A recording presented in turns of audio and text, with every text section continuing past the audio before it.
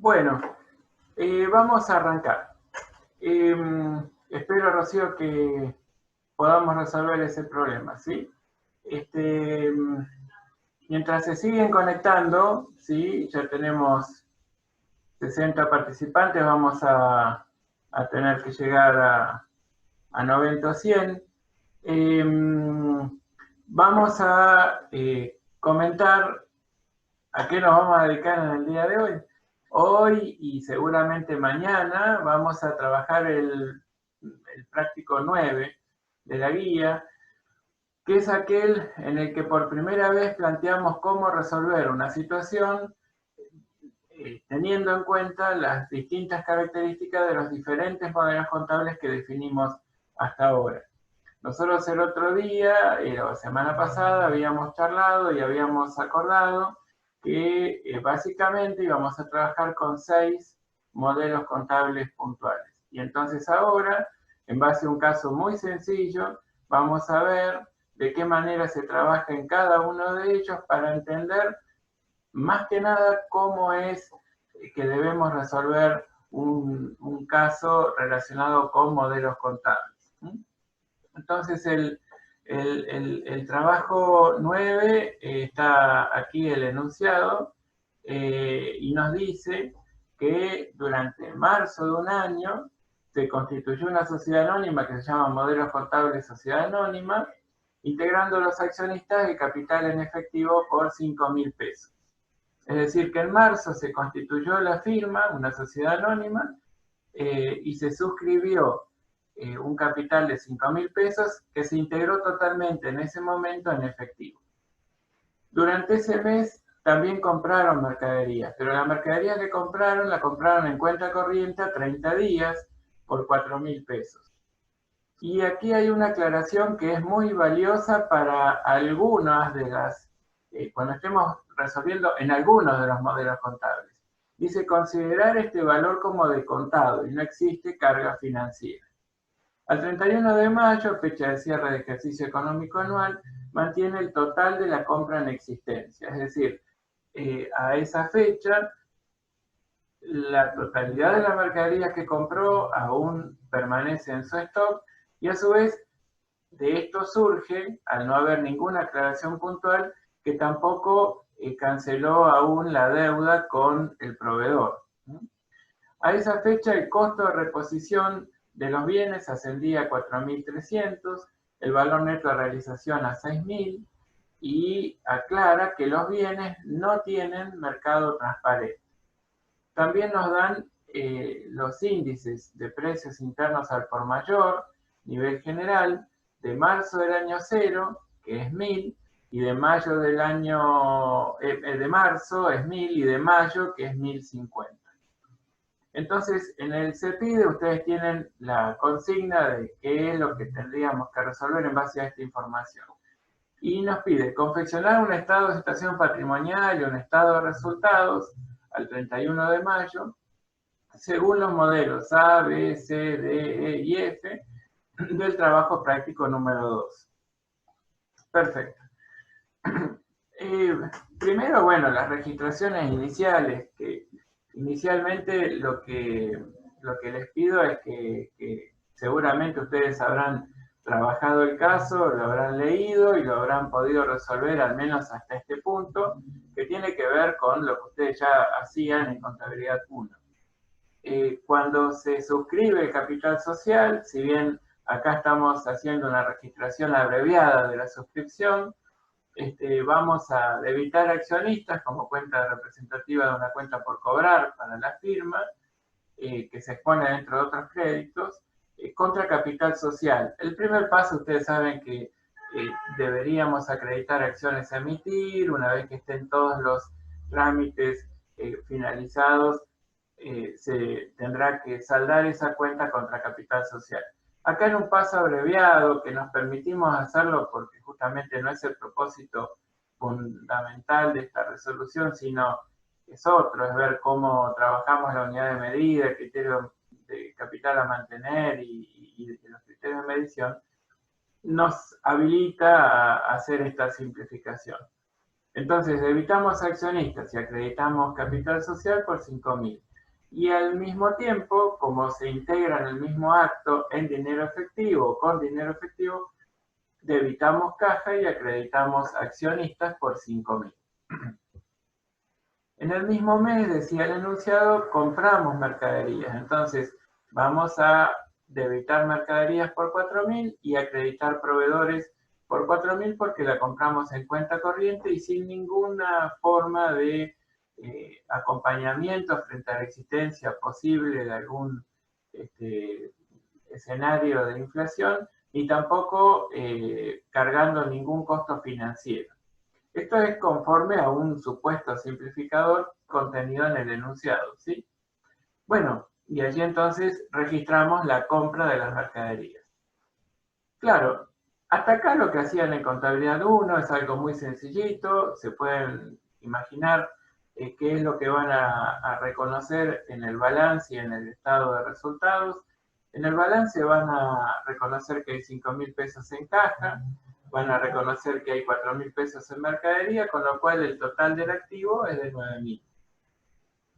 Luego el pasivo lo muestran por 4.000 y el patrimonio neto por 5.000 pesos en capital social, y el resultado del ejercicio es claramente cero porque no hubo compras, no hubo ventas, no hubo ninguna ganancia ni ninguna pérdida que en apariencia debamos reconocer. Pero claro, acá, en base a este estado de situación patrimonial o balance general del 31 de mayo, tenemos que hacer algunas aclaraciones procedimentales como para ir teniendo en cuenta a la hora de resolver estos casos. Por un lado, ustedes dicen, bueno, las mercaderías tienen un valor de 4.000, fantástico. Si nosotros nos vamos a revisar el enunciado, fíjense que las mercaderías fueron compradas por 4.000, es decir, el valor de reconocimiento inicial fue de 4.000, porque esos 4.000 debían considerarse como valor de contado. Por las dudas, repasemos que cualquier partida integrante del activo se reconoce inicialmente por su costo medido en términos de contado. ¿Y por qué en términos de contado y no financiado, aun cuando tal vez una cierta financiación se torne habitual y en consecuencia el empresario puede considerar que debería integrar el costo? Bueno, porque se entiende que la función compras, en verdad, o la acción de comprar el bien, es completamente independiente de la disponibilidad o indisponibilidad de fondos para comprarlos al contado. De tal modo que, por un lado, nosotros decimos, ¿cuál es el valor de las mercaderías? 4.000 en términos de contado. Supónganse que nos hubieran cobrado, no sé, 4.020, si es que pretendíamos tomarnos 30 días para pagarlo. Esos 20 pesos en realidad son imputables a la función financiera, no a la función de compras, porque bueno, yo decidí tomar esa financiación por diversas razones, tal vez una cuestión estratégica, y yo analicé el costo de oportunidad de pagarlo de contado o disponer de esos fondos por 30 días para hacer alguna otra o afrontar algún otro compromiso, y la verdad es que pude haber evaluado positivamente tomar la financiación con el proveedor y afrontar esos 20 pesos de costo, ¿sí? Entonces, lo que se enseña en contabilidad 1 y nosotros refrescamos ahora es que en principio cualquier activo se reconoce inicialmente por el costo, y ese costo debe ser el que refleja su valor de contado. Para reflejar exactamente el costo imputable al producto, ¿sí? Así como todos los costos necesarios en que hemos debido incurrir para disponer ese bien listo para la compra o el uso, ¿recuerdan? Bueno, todos ellos medidos en términos de contado, es para que justamente reflejemos el verdadero valor de cada bien. En tanto, la financiación tiene que ver con la función de financiación y debería ser ajena a lo que es el valor de reconocimiento inicial de una partida que integra el activo. Bien, entonces aquí decía que lo compramos por 4.000. Recuerdan que en el modelo tradicional habíamos dicho que algunos lo plantean como un cuarto elemento, pero yo les decía que está íntimamente vinculado con el criterio de medición, debíamos comparar con su valor límite, ¿sí?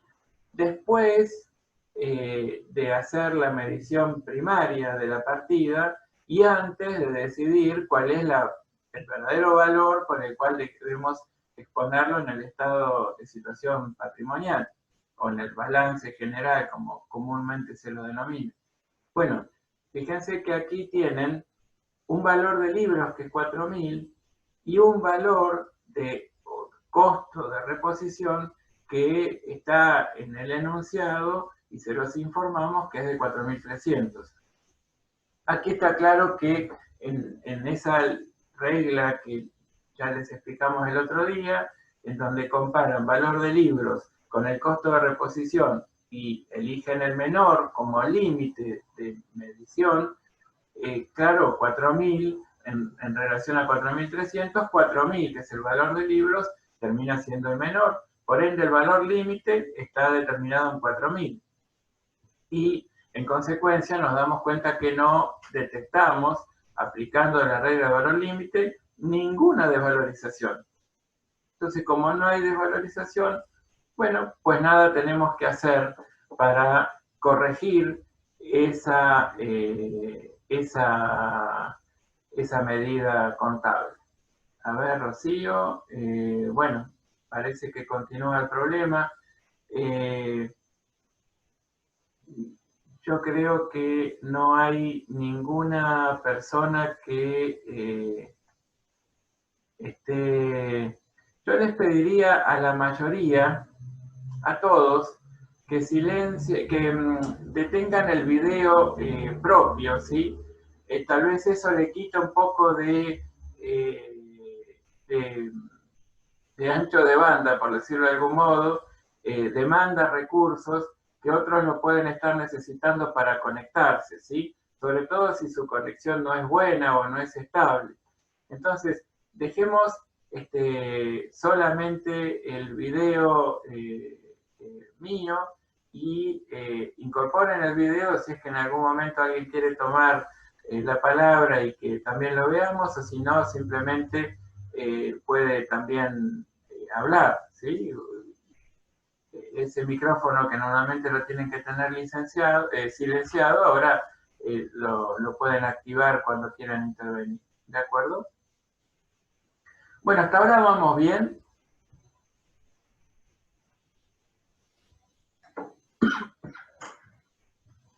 Bueno, gracias entonces por la réplica y vamos a avanzar. Ahora ya vamos a ir hacia el siguiente modelo, ¿sí?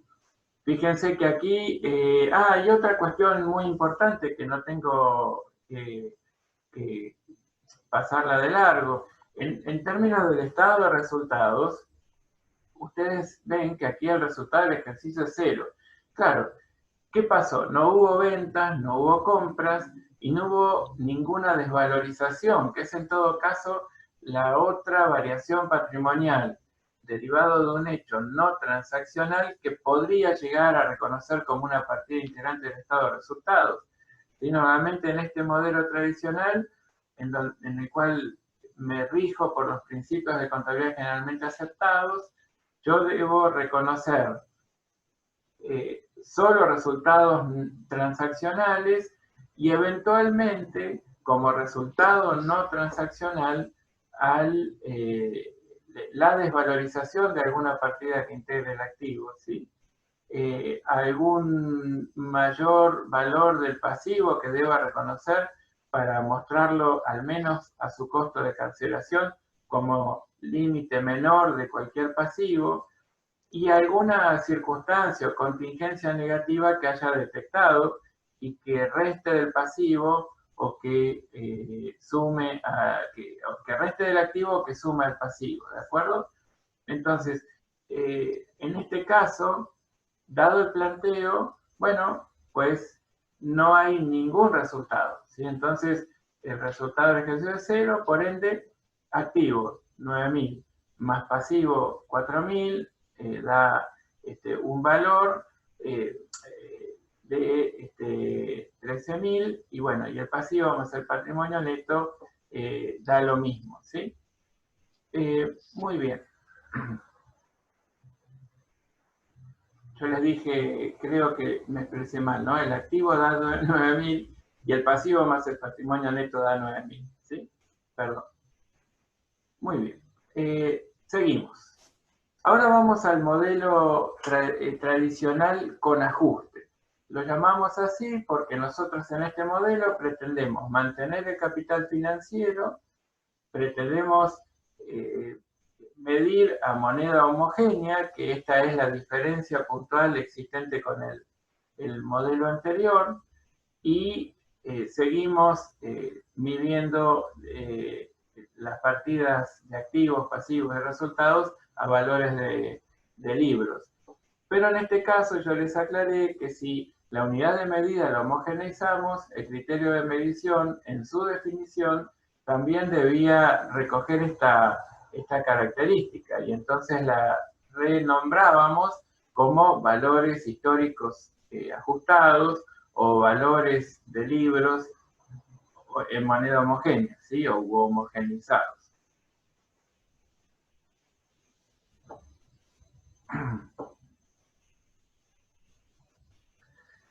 Muy bien, entonces, lo primero que tenemos que hacer es claramente hacer una anticuación de partidas. Entonces, la anticuación de partidas implica buscar el origen desde el punto de vista de qué poder adquisitivo representa, o en todo caso, expresado de otra manera, el poder adquisitivo de moneda de qué momento está representando la partida. Y bueno, nos damos cuenta que, por ejemplo, dentro de los rubros o partidas no monetarias, que son las que tenemos que reexpresar, tenemos dos partidas, mercaderías de reventa y capital social, que deben ser reexpresadas por su característica de partidas no monetarias, y anticuándolas nos damos cuenta que representan sus medidas contables antes de aplicar el proceso del RT6, moneda de poder adquisitivo de marzo. Entonces, ¿cómo calculamos el coeficiente corrector? Lo calculamos relacionando los índices de mayo con el de marzo. Y así es que consideramos que 1050 sobre 1000 nos da un coeficiente corrector de 1.05. Si alguien les dijese el coeficiente corrector es 1.05, ustedes tendrían la posibilidad de inferir en base a cómo es el coeficiente, qué es lo que pasó en el periodo.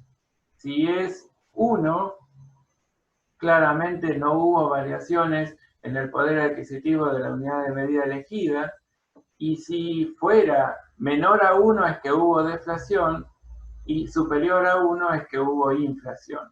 En este caso, si a 1,05 le quitan la unidad, es decir, le restan 1 y lo multiplican por 100, se darían cuenta que entre marzo y mayo hubo un 5% de inflación.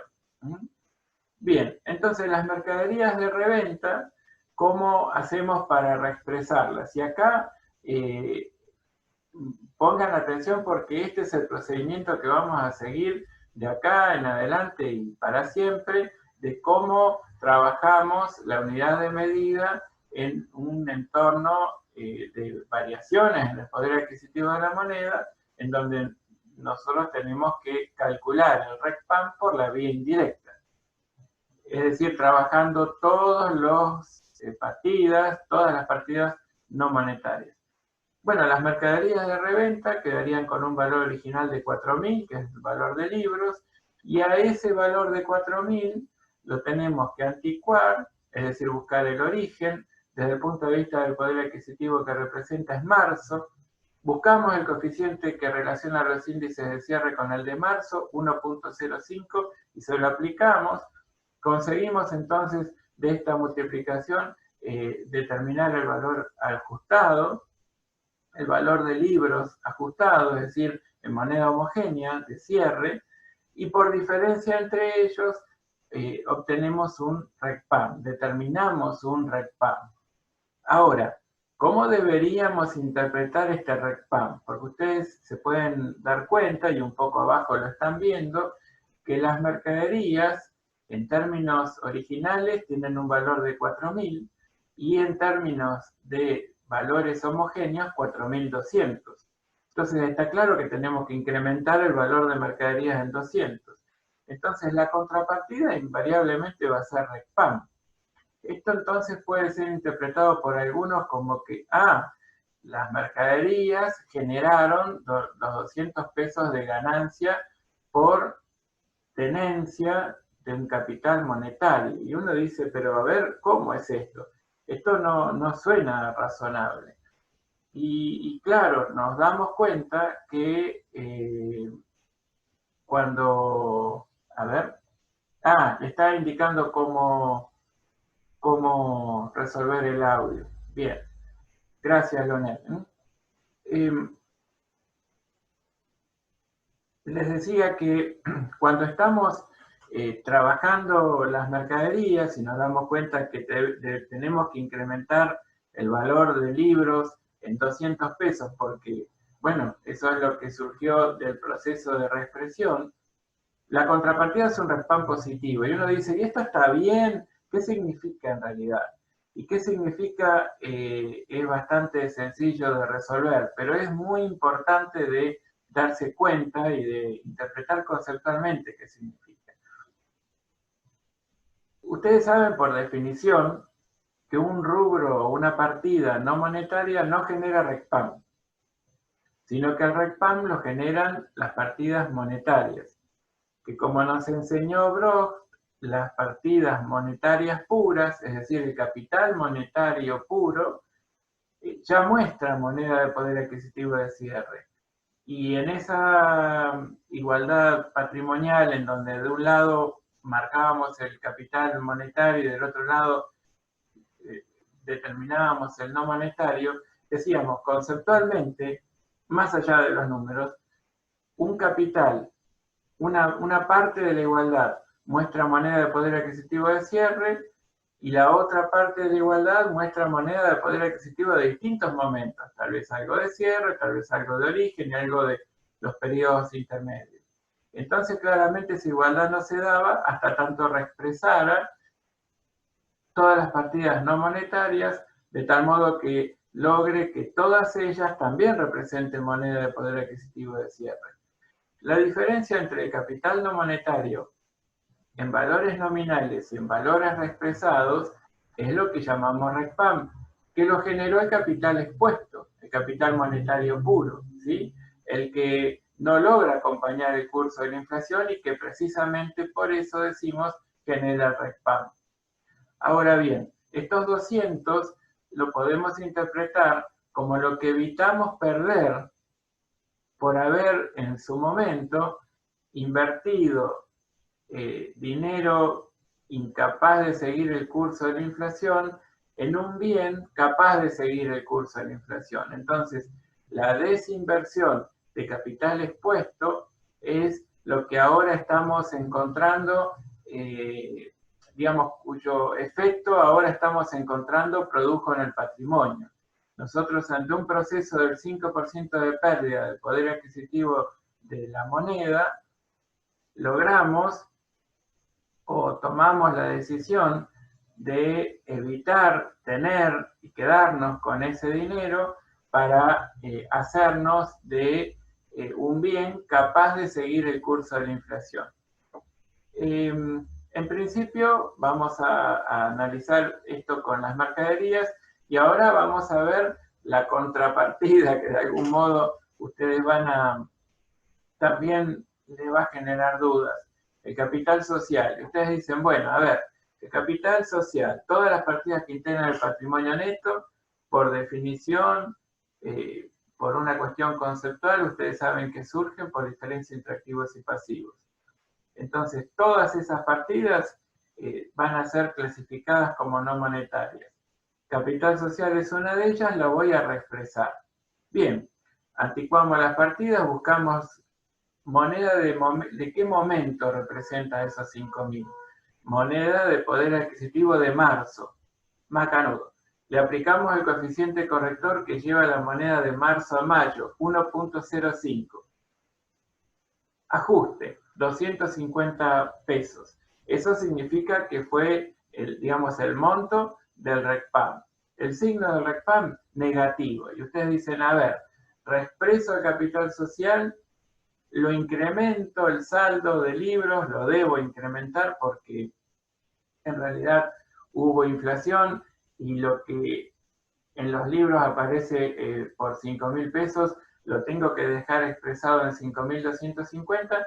¿Cómo hago para entender que el RECPAM sea negativo? Yo incremento los valores de una cuenta patrimonial del patrimonio neto, la contrapartida va en el debe, claramente, y es RECPAM. Bueno, justamente lo que en realidad en origen ocurrió es que, recuerdan que habíamos registrado accionistas por 5.000. Esa es una cuenta patrimonial del activo, del rubro otros créditos, y es una cuenta monetaria pura.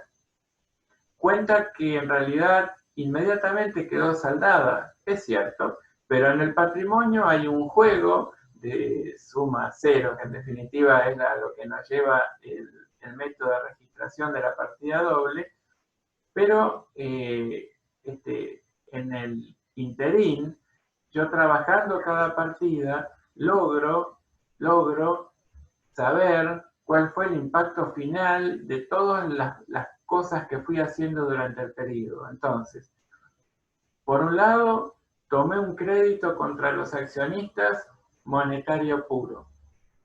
Di lugar al nacimiento de una cuenta en el patrimonio neto que se llama capital social, que es no monetaria. Fantástico. Compré mercaderías tomando una deuda en cuenta corriente. Entonces, me hice de un activo no monetario asumiendo un pasivo monetario puro. Entonces, yo tengo un patrimonio en movimiento, esta es una empresa en marcha, que va generando movimientos de capital monetario y movimientos de capital no monetario. Bueno, yo voy trabajando cada movimiento y de la suma algebraica de los más menos que se me van dando por las respectivas reexpresiones, determino exactamente qué tan bien o mal administré el capital social, teniendo en cuenta que hubo en ese periodo un 5% de pérdida de poder adquisitivo de la unidad de medida elegida. Bien, entonces, en este caso, yo no les armé el estado de resultados porque, bueno, es muy sencillito. ¿Ustedes qué tienen? En este caso tienen un resultado no transaccional proveniente de los hechos del contexto, ¿sí? Que es la inflación del 5%, que le generó un RECPAM positivo de 200 y un RECPAM negativo de 250. Por ende, un RECPAM neto de 50 pesos, ¿sí? Negativo. Cuando ustedes hacen el asiento, a partir del cual homogeneizan los saldos de las cuentas o partidas no monetarias, la contrapartida, ya sea deudora o acreedora, no importa, va a ser RECPAM. Entonces, pueden hacer un solo asiento para anotar todos los incrementos o disminuciones de cuentas de activos, pasivos o de resultados o patrimoniales de patrimonio positivas y negativas, ¿sí? Y la contrapartida es el RECPAM. ¿De acuerdo? Entonces, ¿qué pasó en este ejercicio? Hubo un resultado de menos 50 pesos, ¿sí? Entonces, bueno, ahí tenemos la diferencia, una diferencia de las tantas con el modelo anterior.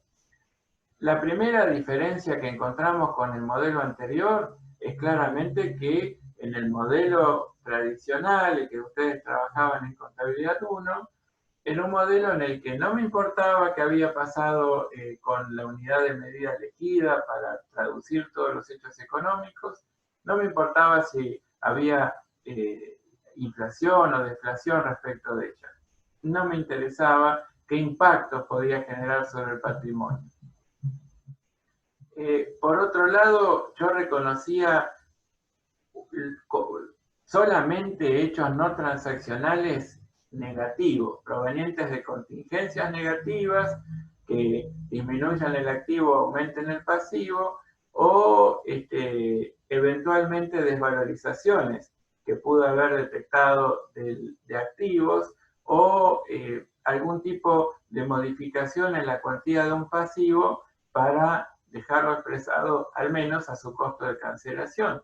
Bueno, nada de eso había pasado, entonces por eso es que acá ven que el resultado del ejercicio es cero, ¿sí?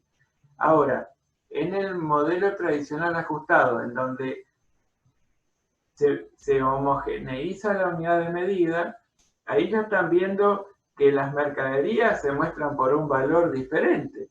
Y antes se mostraban por 4.000 y ahora se muestran por 4.200. ¿Y esto qué significa? ¿Las mismas mercaderías tienen una medida contable distinta? Sí, porque en realidad se miden a valores de libros en moneda homogénea, a valores originales ajustados. Y bueno, y entonces se modifica porque hubo inflación en el periodo. Además, también se muestra el capital de una manera distinta. Y ustedes dicen, ay, ¿cómo es que imputamos los 250 pesos a una cuenta que se llama ajuste de capital y no a capital social? Bueno, esto deriva de la Ley General de Sociedades en principio, que pide que nosotros respetemos en todos los informes para uso de terceros, en particular en el balance general, como lo denomina la propia ley, respetemos el valor nominal y mostremos el valor nominal del capital social. Es decir, el capital social por el valor suscripto.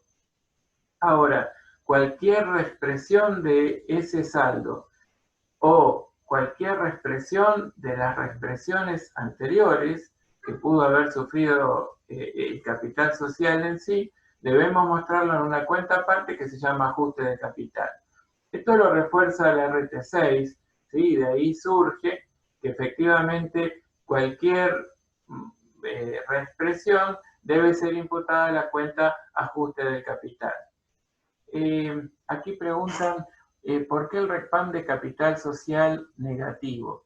Bueno, aquí responde, porque la diferencia entre el RECPAM de la mercadería y el patrimonio fue de 50, mercadería 250, la diferencia es el ajuste de la partida que se vio afectada por la inflación.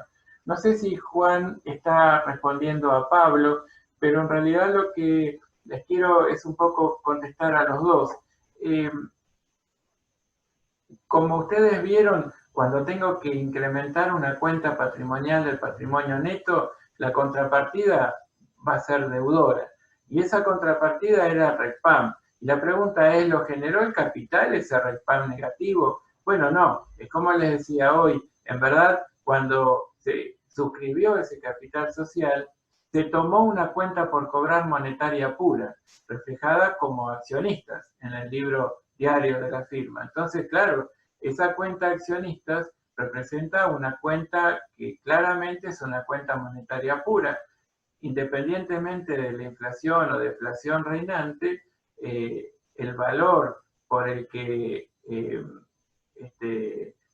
debo reconocer que el accionista cumplió con la integración del aporte comprometido es su valor nominal. Entonces, si hubo 5% de inflación, pero el aportante hubiese dejado un saldo pendiente de integración y lo integra a valores nominales, yo le tengo que decir gracias, cumplió con su obligación. Y mientras tanto, ¿qué me pasó? Perdí poder de compra.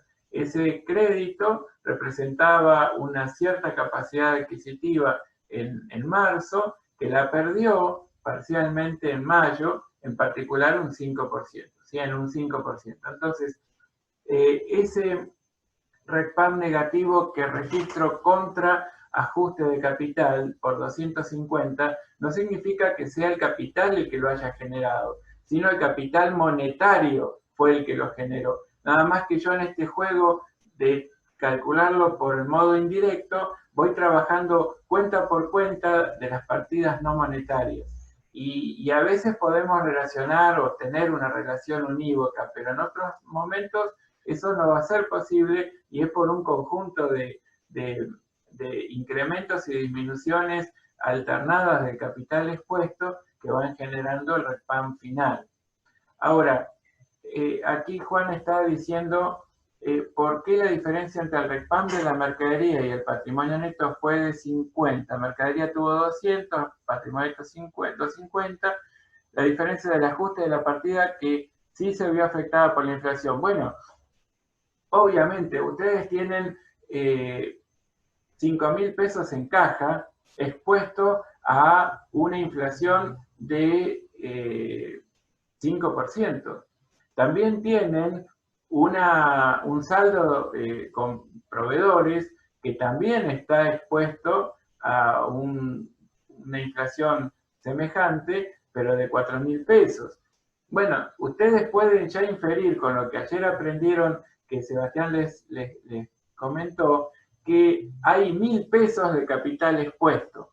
Y esos 1.000 pesos de capital expuesto desde marzo hasta mayo, ante una inflación del 5%, bueno, pues genera que ese RECPAM fue de 50 pesos negativos, ¿sí?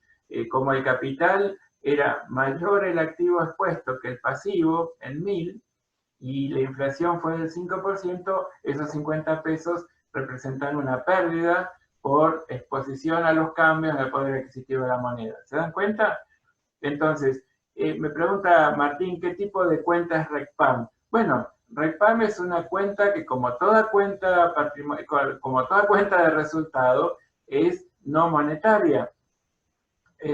Todas las cuentas de resultados son no monetarias y se refunden contra el resultado del ejercicio al fin del periodo, ¿sí? Ahora, claro, el saldo de la cuenta RECPAM puede ser deudor o acreedor dependiendo de las circunstancias. En ese caso yo no tengo por qué tener una cuenta RECPAM que solo reciba movimientos deudores y una cuenta RECPAM que solo reciba movimientos acreedores. Puedo usar una sola que refunda en ella todos los movimientos deudores acreedores. Ahora dice Juan, la diferencia de 50 fue originada por el efectivo que no pudo acompañar la inflación. Gracias. Exactamente. Esos 1.000 pesos que no encontró ninguna contrapartida que lo neutralizara en el pasivo, bueno, quedó expuesta a un proceso del 5% de inflación. Entonces, por ahora, nos damos cuenta comparando modelos, ¿sí? Y fundamentalmente hoy nos vamos a dedicar a los modelos tradicional ajustado, valores corriente ajustado. Después mañana trabajamos los de capital físico. Pero fíjense que en el modelo tradicional decíamos resultado cero. No habíamos ganado ni perdido.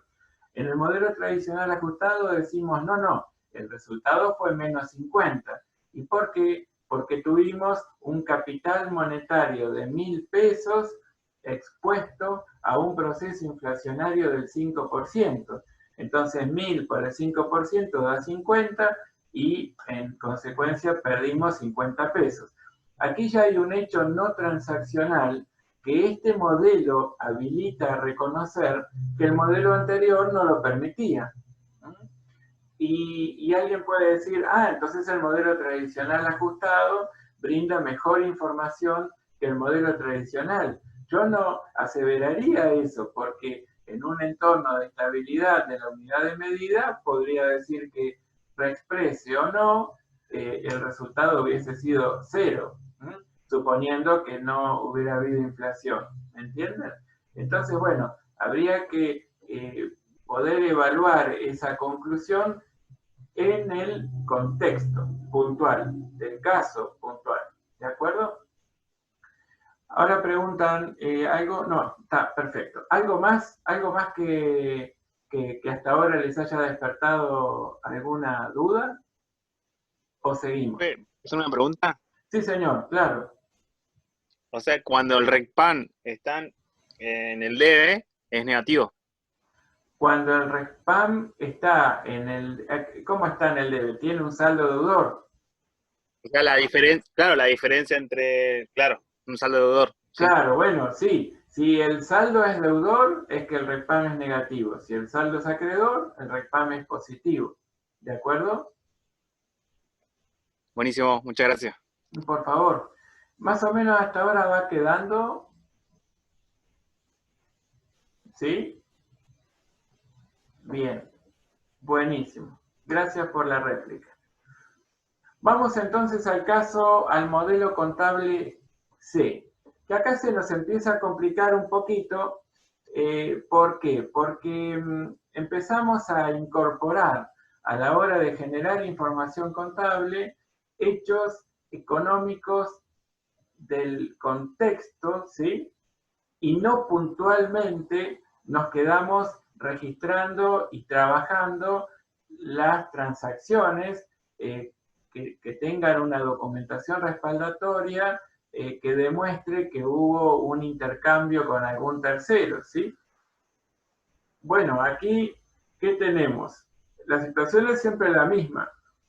Habían suscrito e integrado un capital en efectivo por 5.000 y compramos mercadería a crédito por 4.000, ¿sí? Sin ningún tipo de acompañamiento frente a la existencia del proceso de inflación ni tampoco resarcimiento alguno por el factor capital, ¿sí? Por el hecho de financiar durante un determinado tiempo esos 4.000 pesos por parte del proveedor.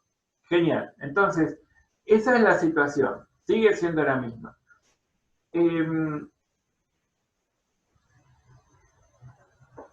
A ver, ¿saben que hay algo que todavía no hicimos, que no hicimos en el modelo tradicional y yo también me olvidé? Y ven que somos humanos y nos olvidamos. ¿Cuál era? A ver si a alguien se le ocurre qué cosa debimos haber hecho y no hicimos al trabajar el modelo tradicional ajustado. Recuerden que siempre de los errores aprendemos más que de los aciertos. El estado de resultados. Bueno, yo les dije que no lo reflejaba en la diapositiva porque era una sola partida que era el RECPAM. Eso mismo, grande Andrea, sí, exactamente. Bien, el valor límite, muy bien por Alan, por Pablo, por Cristina. Exactamente.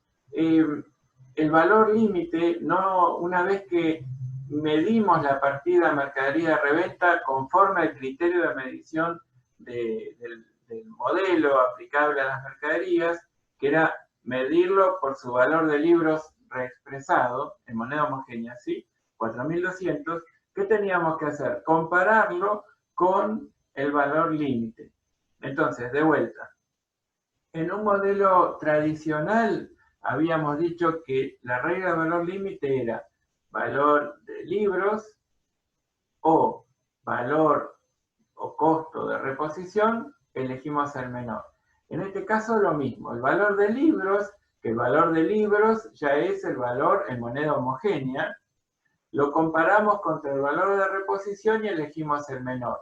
¿Para qué? Para ver si entre ellos dos, eligiendo el menor y comparándola con el valor de libros, encontramos que alguna partida se haya desvalorizado. Bueno, efectivamente, nosotros sabemos que el valor de libros reexpresado es 4.200. ¿Y el valor límite cuál es? El valor el costo de reposición cuál es? 4.300, ¿sí? Eso surge del enunciado. Miren, vamos de vuelta al enunciado. Miren, acá dice, a dicha fecha, el costo de reposición de los bienes ascendía a 4.300. ¿Ven que yo lo estoy redondeando con el mouse? ¿Sí? Bueno, entonces, claramente, yo tengo que comparar los 4.200, que era el valor de libros en moneda homogénea, contra el costo de reposición al momento del cierre. 4.300. No hubo desvalorización, ¿no? Porque elegimos el menor entre ellos, 4.200, coincide con el valor de libros. ¿Qué hubiera pasado si el costo de reposición hubiera sido 4.000? O póngale 4.100 para que no sea tan, digamos, idéntico al valor original. Bueno, ahí, cuando comparábamos el valor del libro, 4.200, moneda homogénea, lo hubiésemos comparado con un supuesto valor de reposición de 4.100 y ahí elegíamos el menor, 4.100. Entonces ahora, valor límite igual 4.100. Lo comparamos contra el valor del libro de 4.200 y nos damos cuenta que hay una desvalorización de 100. Un poquito más adelante lo vamos a ver, pero si esto hubiera sido el caso, yo tengo que registrar esa desvalorización contra una cuenta que regularice la cuenta patrimonial del activo. Entonces, por ejemplo, si yo tengo que disminuir el valor de mercaderías en 100, si lo tuviera que hacer, estamos planteando un supuesto, no es que se corresponda con el enunciado, ¿no? Si ese fuera la desvalorización, yo tendría que registrar un resultado negativo en el debe por 100, desvalorización de mercadería, supónganse, y acreditar una cuenta regularizadora de mercaderías. Es como que el valor límite me muestra qué porción de la medida asignada al activo no representa en verdad un activo. Vamos a pensarlo. Les decía, ¿qué porción de la medida contable asignada al activo, es decir, qué porción de los 4.200, en verdad no debe ser mostrada como activo? 100, por la desvalorización que acabamos de detectar ocurra, ¿sí? Este era un supuesto, no es que del enunciado surge, pero estamos haciendo un supuesto para ver qué pasaría si. Entonces, ¿cómo debería interpretar esa desvalorización? Como una pérdida que voy a reflejar dentro del activo a través de una cuenta regularizadora.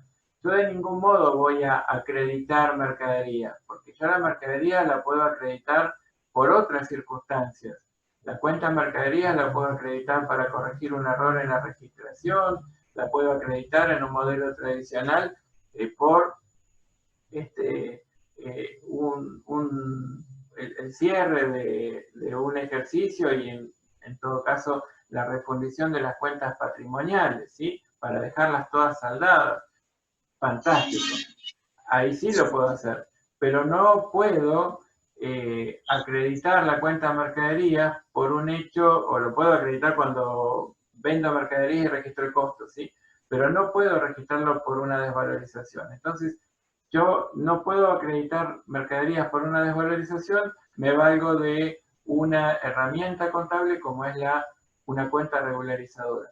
¿Cómo la podemos llamar? La podemos llamar valor límite mercaderías, la podemos llamar ajuste valor límite mercaderías, como quieran, pero siempre sabemos que el saldo de una cuenta debería estar muy claramente explicado por la denominación de esa cuenta. Entonces, tratamos de asignarle una denominación que sea bien clara en cuanto a qué significa su saldo.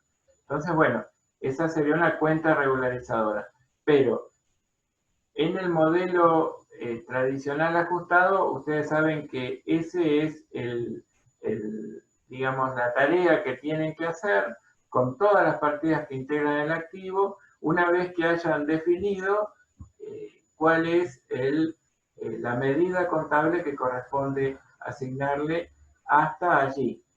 Si de aplicar la regla, de comparar con el valor límite, surgiera una desvalorización, tienen algo más que hacer.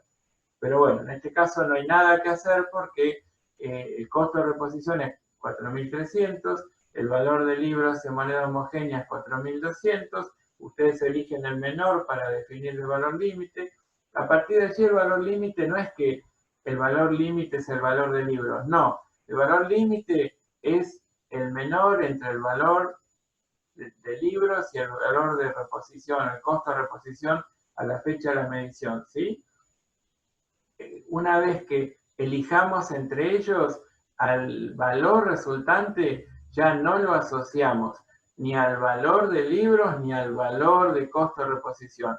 Se denomina a partir de ahí valor límite. Y yo comparo el valor límite con el valor de libros y en todo caso no registro nada, como en este caso, porque el valor límite es 4.300, 4.200 y la mercadería de reventa es 4.000, la medida 4.200, o registro la desvalorización, ¿sí? Si se hubiera dado el supuesto que les planteé como ejemplo, ¿sí? ¿Está claro esto?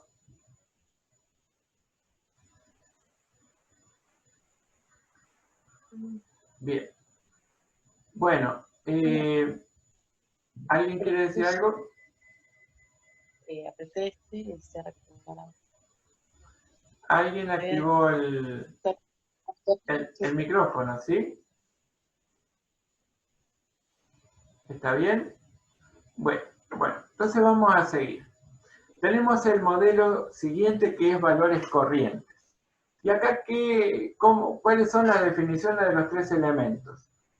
El capital a mantener es siempre el financiero, es decir, vamos a determinar los resultados comparando un stock de capital invertido para el desarrollo de la actividad al inicio y vamos a compararlo con el de stock de elementos integrantes del patrimonio neto al final.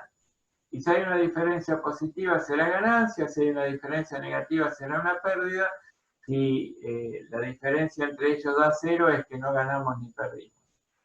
Ahora, pretendemos en este caso modificar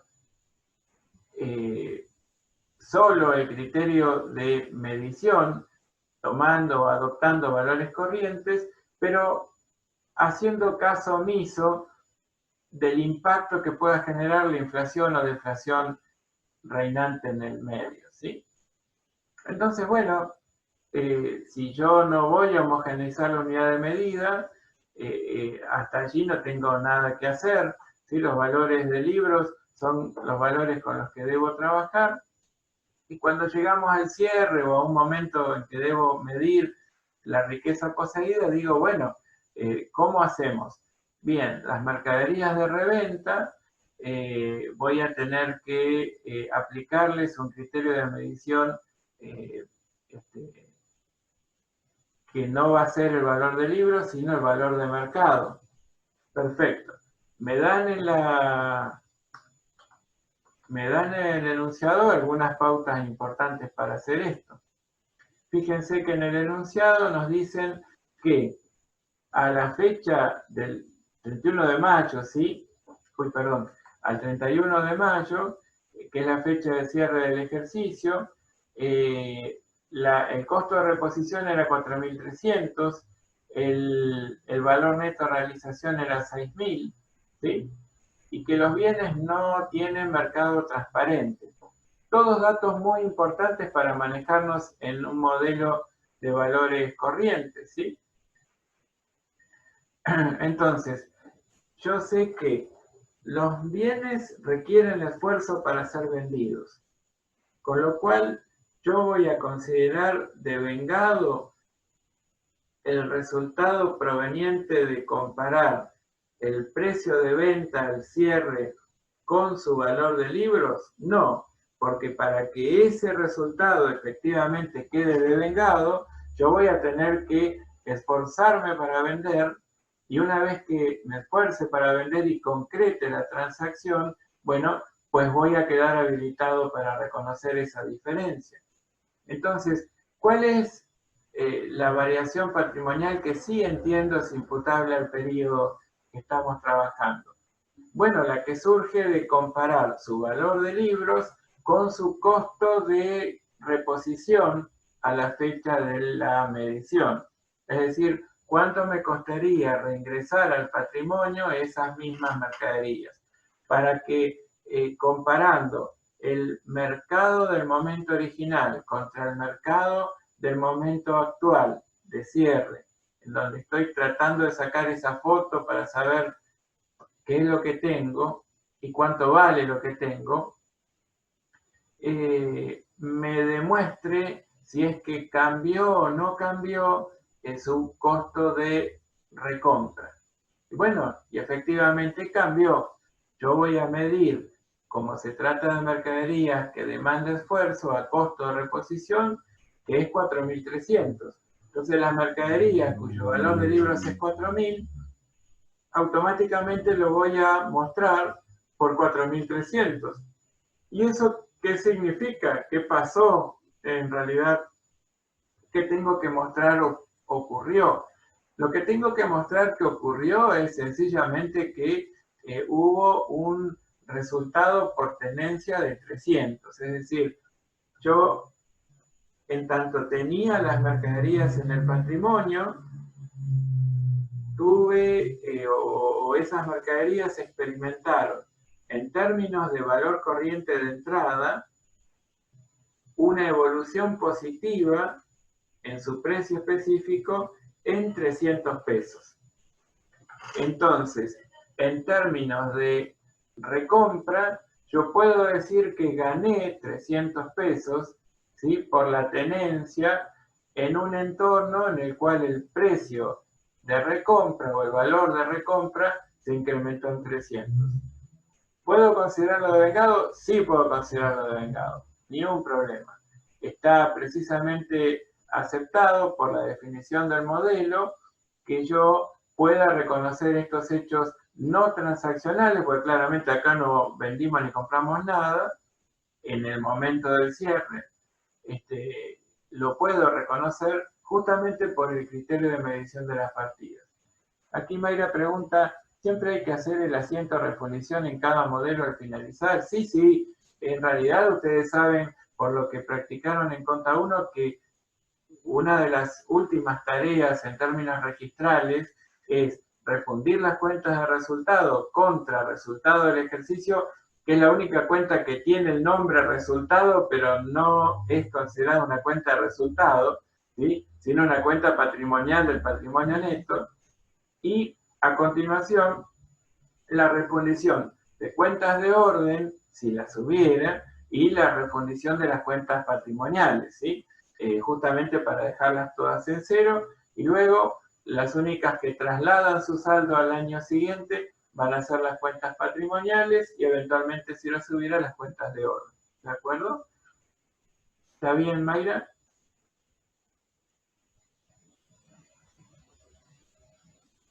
Bien, me alegro. Ahora, volviendo al modelo volviendo al modelo de